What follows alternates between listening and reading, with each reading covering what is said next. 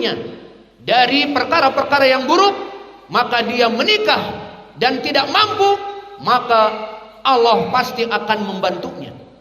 Maka di hadis yang sahih ini pun jelas bahwa Allah pasti akan memberikan kekayaan kepada orang-orang yang takut dalam melaksanakan pernikahan, mau diberi apa anak dan istrinya. Maka inilah pendalilan-pendalilan yang sahih dan sharih tentang permasalahan itu. Maka oleh sebab itu, karena tadi pernikahan adalah penyebab kekayaan dan penyebab kita mendinginkan dan menyalurkan hawa nafsu kita kepada lawan jenis kita, maka oleh sebab itu tidak tanggung-tanggung Allah menghalalkan kepada seluruh laki-laki untuk bisa mengambil 4 kuota. Jadi pakai Axis, pakai XL, pakai Telkomsel dan sebagainya. Berkata Allah Jalla wa Ala berfirman, "Fankihu ma taba lakum minan nisa masna wa thulatha wa ruba fa in khiftum alla ta'dilu fawahidah." Maka stok bagi seorang laki-laki 4 istri. Disebutkan fankihu ma taba lakum minan nisa, maka nikahilah wahai laki-laki yang mempunyai kesehatan jasmani dan kesehatan batini, yang mempunyai kekuatan 1000 horsepower, 1000 kekuatan kuda, maka agar menikahi 2, 3 dan 4 dari perempuan. Mohon maaf ibu-ibu yang di belakang, jangan pada sewot. Itulah ucapan Allah Jalla wa Ala. Kita hanya menjelaskan ayat Allah, bukan maknanya menyuruh semua yang ada di sini harus menikah 4. Jangan takut. Mereka pun pada takut menikah 2. Jadi hanya kami menyampaikan ucapan Allah saja. Jangan sewot. Alhasil, maka dari itu, dari ayat yang terdahulu kita sebutkan, dari kenikmatan menikah adalah Allah menjadikan sarana penyaluran. Maka barang siapa yang tidak cukup penyalurannya dengan hanya 1 stok, masih ada 3 stok yang lainnya. Jika mampu, nikahilah 4. Namun jika sudah 4 istri, please jangan menoleh ke kanan dan ke kiri, karena sudah overstock, sudah kuota habis, tidak ada jatah lagi. Karena prakteknya nanti, bagi mereka yang mempunyai kekuatan birahi yang 1000 kuda, di saat istrinya dalam keadaan libur, maka dia akan butuh kepada perempuan yang lain. Maka jika mampu, menikahlah 2, 3 dan 4. Dan dari ayat ini juga disebutkan kenapa boleh menikahi dengan 4 bagi laki-laki tadi. Tujuannya iyakunu fuqara'a yughnihimullahu min fadli. Maka jika dengan 1 istri dia akan diberikan kekayaan oleh Allah, mampu memberikan makanan kepada anak dan istrinya yang pertama, begitupun yang kedua. Jika dia menikah yang kedua, istrinya yang kedua dan anak-anaknya dari yang kedua, siapa yang akan memberikan rizki? Tadi Allah. Wa ma min dabatin fil ard illa 'alallahi rizquha wa ya'lamu mustaqarraha wa mustauda'aha. Kemudian nikah lagi yang ketiga. Siapa yang akan memberikan makan dan minum kepada istri yang ketiga dan anak-anaknya? Sama Allah itu juga. Wa ma min dabatin fil ard illa 'alallahi rizquha wa ya'lamu mustaqarraha wa mustauda'aha. Lalu menikah yang keempat, akhir dari kuotanya. Maka siapa yang memberikan rizki kepada yang keempat? Sama Allah. Wa ma min dabatin fil ard illa 'alallahi rizquha wa ya'lamu mustaqarraha wa mustauda'aha. Maka dari sinilah pernikahan adalah perkara suatu kenikmatan yang Allah berikan kepada seorang laki-laki dan perempuan dari perkara-perkara yang kami sebutkan tadi. Maka dari ayat yang terakhir ini, di mana kita dimubahkan untuk menikah 4, maka yakini tidaklah seseorang menikahi istri-istri yang banyak kecuali Allah semakin tamkin fil ard, menjadikan bagi mereka tamkin fil ard, Allah jaya rayakan di dalam kehidupannya, menjadi lebih kaya karena satu istri dan anak-anaknya Allah tanggung. Bagaimana dikumpulkan dari satu laki-laki ini 4 istri, rizki-rizki yang dari Allah dikumpulkan semuanya. Ayat-ayat tadi, iyakunu fuqara yughnihumullah min fadlih, dari istri yang pertama Allah kayakan, ditambah istri yang kedua lebih kaya, ditambah istri yang ketiga lebih kaya. Dan itulah kenyataan, dan bukan hanya sekadar isapan jempol belaka. Dan ini semuanya bisa berkata seperti ini bagi mereka yang sudah mencobanya. Yang belum mencoba, ya pikir-pikirlah dahulu. Maka kami pun mempunyai saudara seiman fillah di Sumatera Barat, menikahi istrinya dengan perempuan janda kayu, maka mempunyai mobil, mempunyai supermarket, mempunyai bisnis online, mempunyai yang lainnya. Maka selama dia menikah lebih jaya kaya raya, di saat istrinya bertambah menjadi 3 dan mungkin akan bertambah menjadi 4 lebih kaya lagi. Maka inilah kenyataan. Dan dari pernikahan, dari ayat ini dijadikan lambang supremasi kebaikan seorang laki-laki muslim kembali kepada banyak atau tidak istrinya. Mana dalilnya? Di Sahih Al-Bukhari dari Sa'id ibnu Jubair, di mana dia ditanya oleh gurunya Abdullah ibnu Abbas, seorang sahabi yang alim. Berkata sahabi, "Ya Sa'id ibnu Jubair, hal tazawwaj? Apakah kamu sudah menikah atau menikah lagi?" Dikatakan, "Belum wahai Ibnu Abbas." "Tazawwaj fa inna khaira hadhil ummah aktsaruhum nisaan."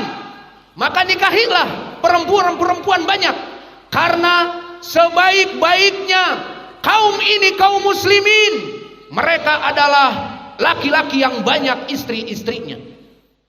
Ini ucapan Ibnu Abbas, disahihkan oleh Imam Al-Bukhari di sahihnya.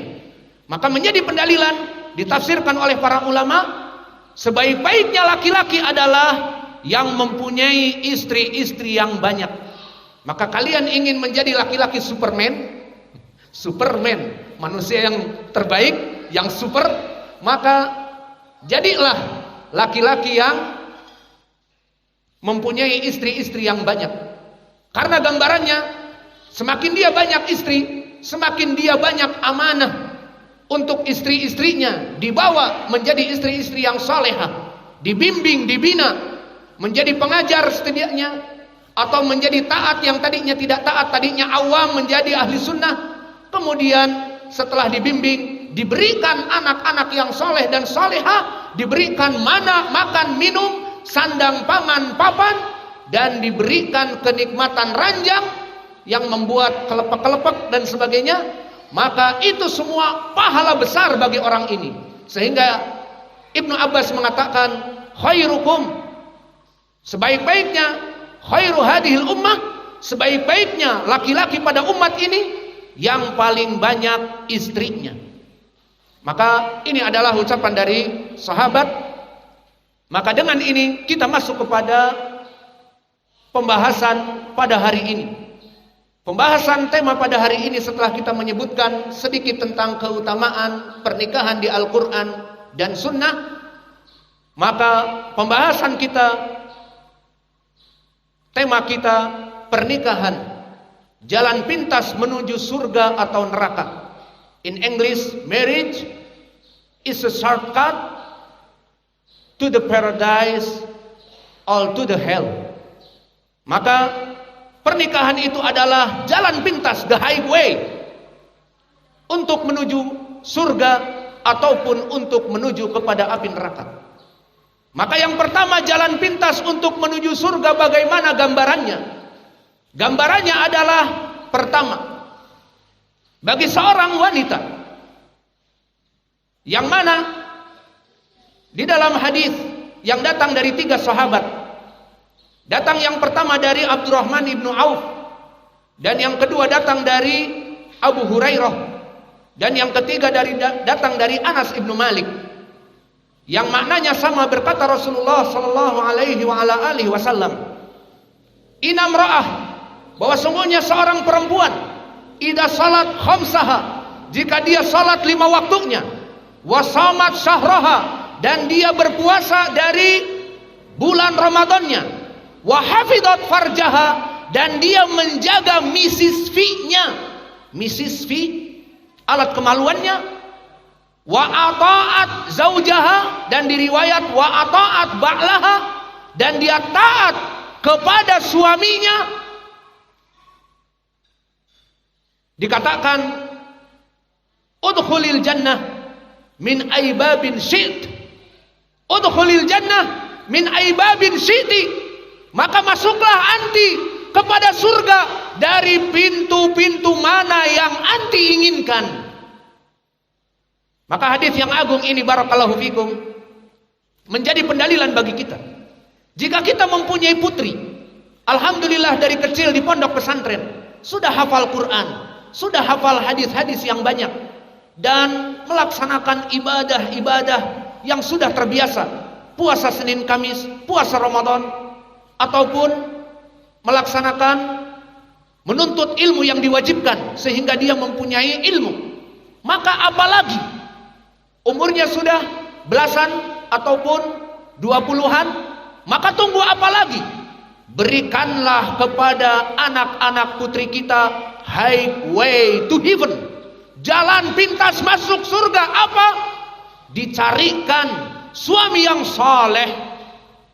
Tidak mesti namanya soleh, bisa namanya Said, bisa namanya Muhammad.